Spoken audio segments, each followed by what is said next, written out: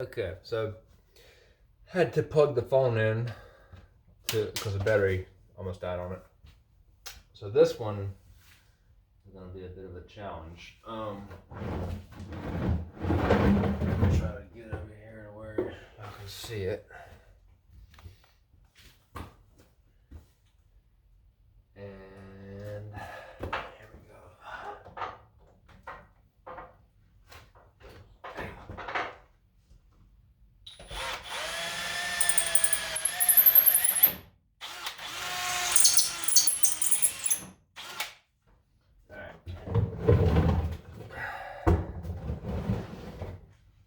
I have to do this way.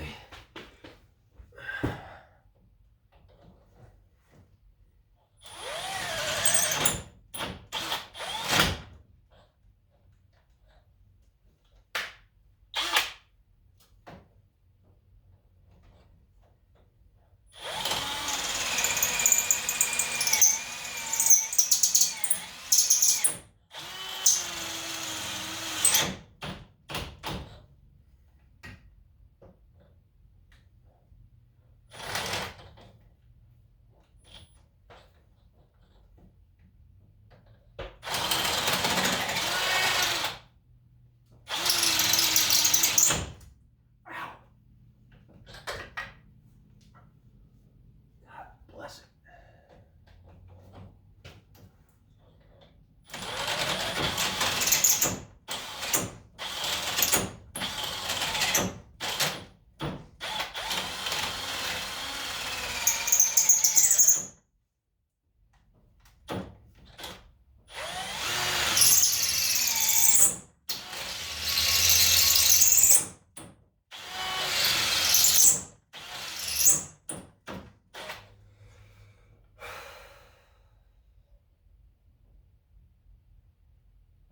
I may actually have to take that off. No, I'm trying to move an angle here.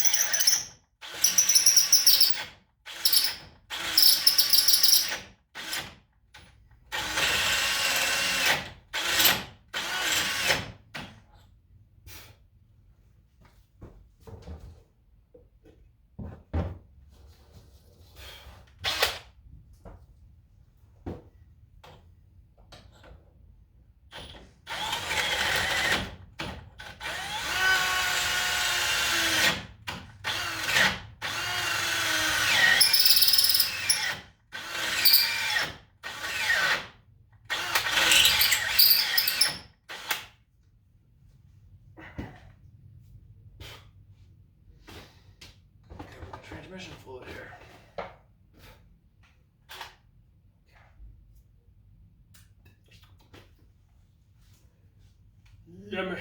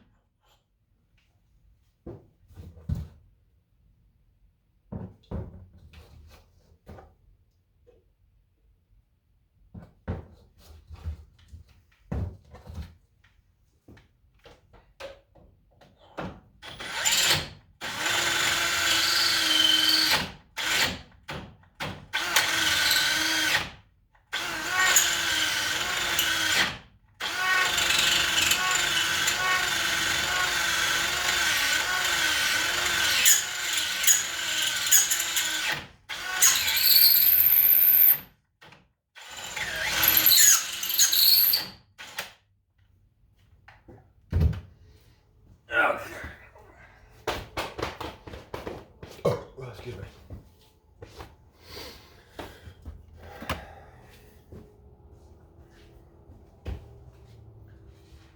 Let's clean that off first.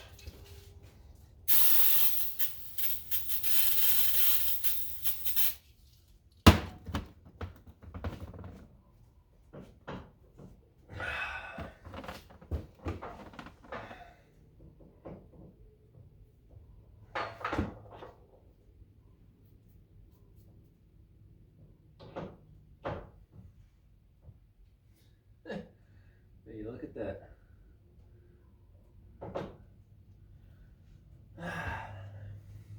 Started in paper. This is going to be a slow process right here. Like I said, take your time. Take your time.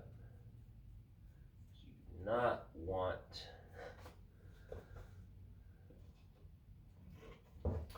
to damage it. Because if you damage it or drill it at the wrong angle, or at any angle except straight, you have to replace it. The knuckle or the pitman arm. I have extra knuckles, but I don't have another pitman arm. So, a little bit puckered about this one.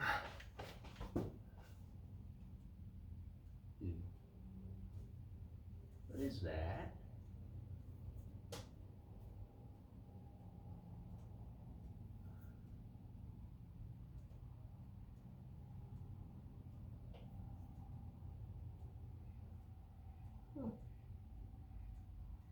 That's interesting.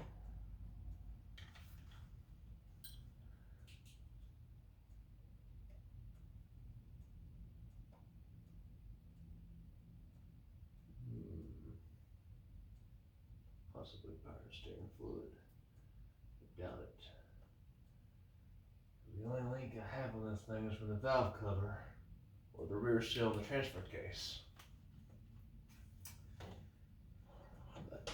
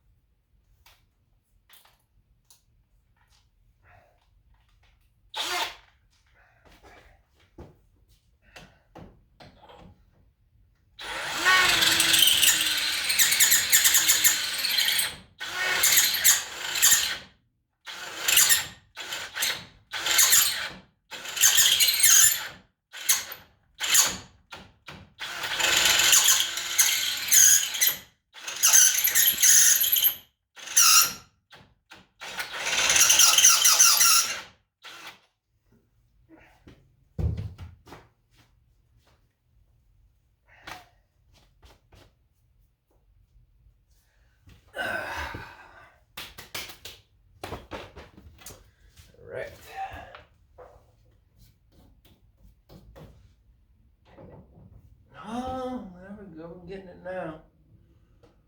Still straight. Praise the Lord.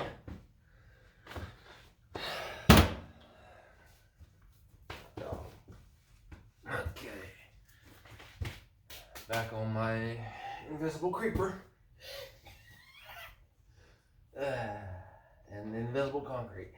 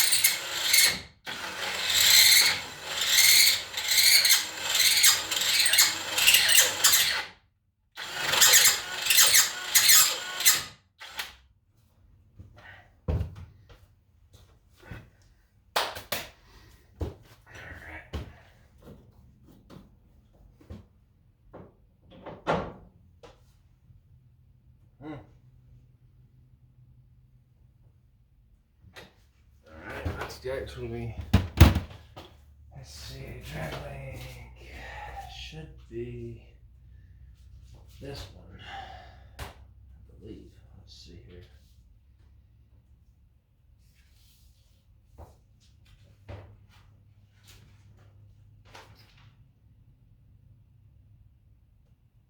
Use tail and then Bitman arm. Yep. Okay, yeah, it is this one.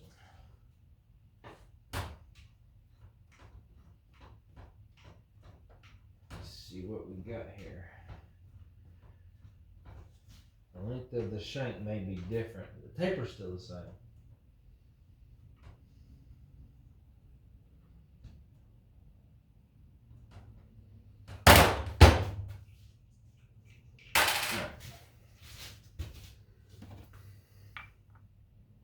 Yeah.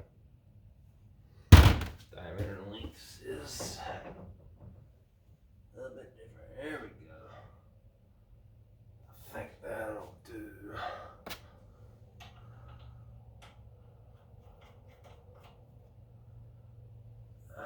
Nope, a little further. You see how that moves right there? Inside there where something's holding the rod in,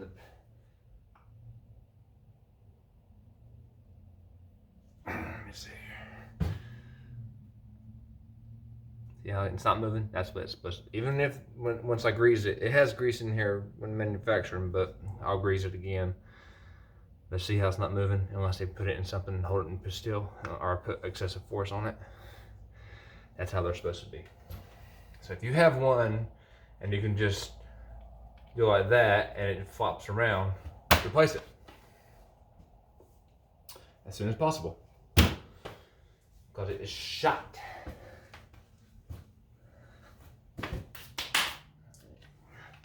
By any definition of the word, it is no longer operational, no longer serviceable, no good, bad, junk, trash.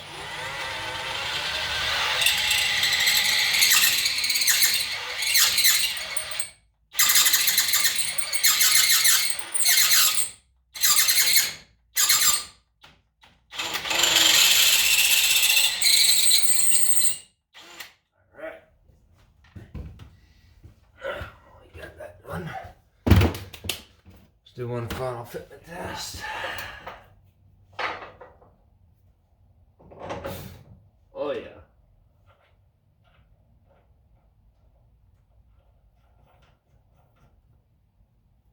Oh, beautiful. That ain't going nowhere. Oh, that's gonna be lovely. All right, let's put these back over here.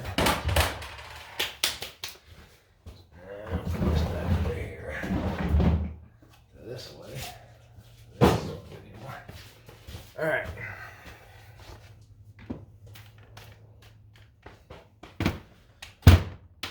Normally I put my tools up as I finish with them when I do a job, but I'm gonna leave them out, so I'm gonna go back over them again at the end of the job.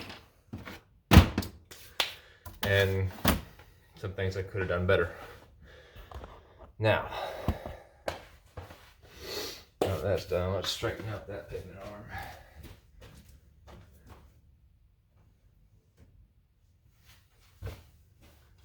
Alright. There's dead center.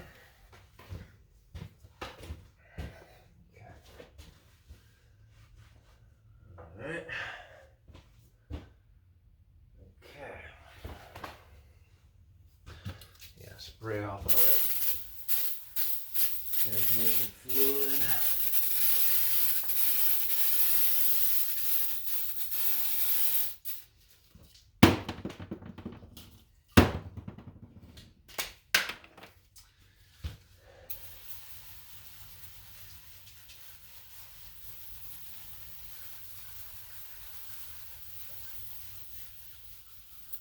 One thing I did forget to grease earlier, which I normally don't forget, is my ball joints, and also I have greasable axle seals.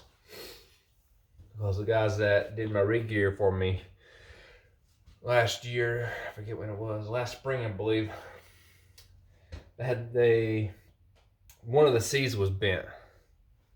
And when I say C, I'll show you here. This is your C. Now there's gussets you can make and put on here to brace them and make them stronger. But one of them on the original axle on this thing was bent, so he had this one complete. So I just paid him the money he required for it and swapped it out. But it had greasable axle seal tubes, which is something I've been wanting to upgrade to for quite a while. So thank God for that. Which I have to grease. And also, take a look here. This is something I've been wanting to do too. The blower ball joint, due to clearance right there, if you can't see, it's very, very tight. So you can't get a 90 or a 45 degree Zerk fitting in there. But what they did was somebody had put ball joints in here with the same Zerk fitting that goes in the double cardan joint on the center pivot joint, point. And you use the same needle point fitting on your grease gun to do it. And there's some product placement there, Tom Woods. Both my shafts are Tom Woods. And the rear one is now my third one I've gone through. It's been good so far. I haven't destroyed it yet. The front one is the first front custom one I've had them make for me. And let me tell you, if you want a custom aftermarket drive shaft for your rig, Tom Woods. Their customer service and knowledge level is out of this world as far as I'm concerned. I will never run another drive shaft other than Tom Woods on my rig, ever. End side story. Okay, now, next step. We have to install or reinstall. Oh, that thing is not light. We're going to, first, I am going to put,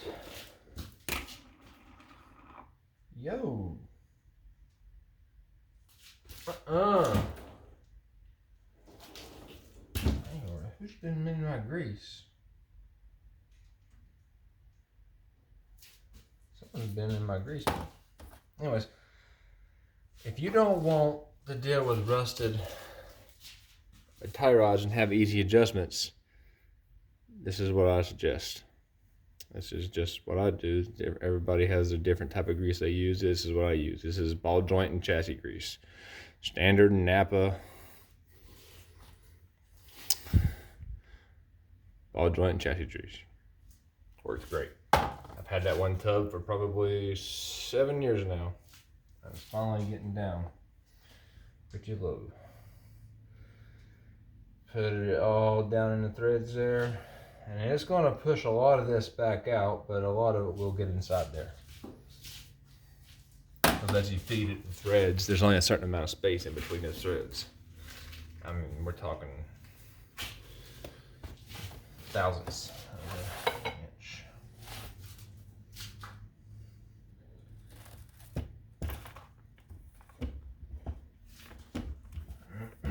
Okay.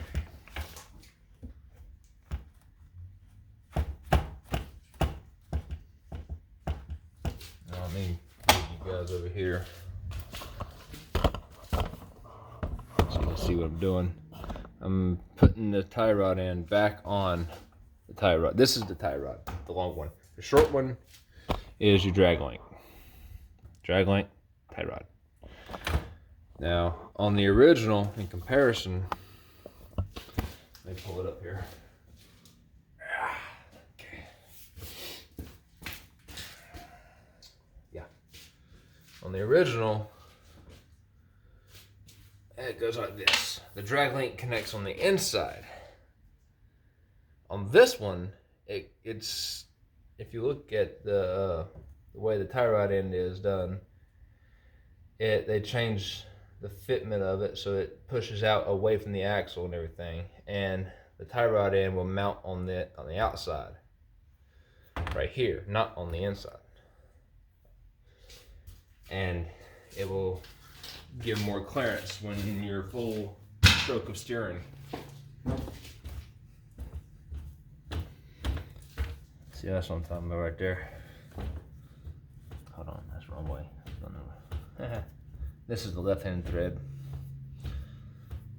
So righty tighty, lefty, righty loosey, lefty tighty on this one.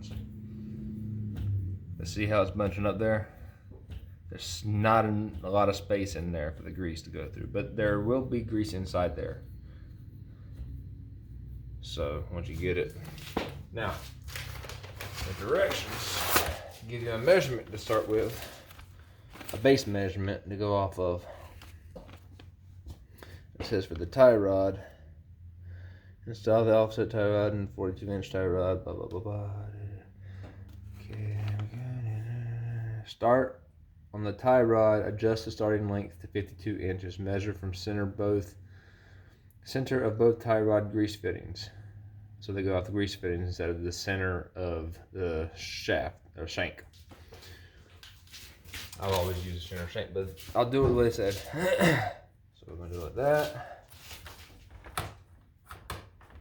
Do it like that. So where's my measure tape?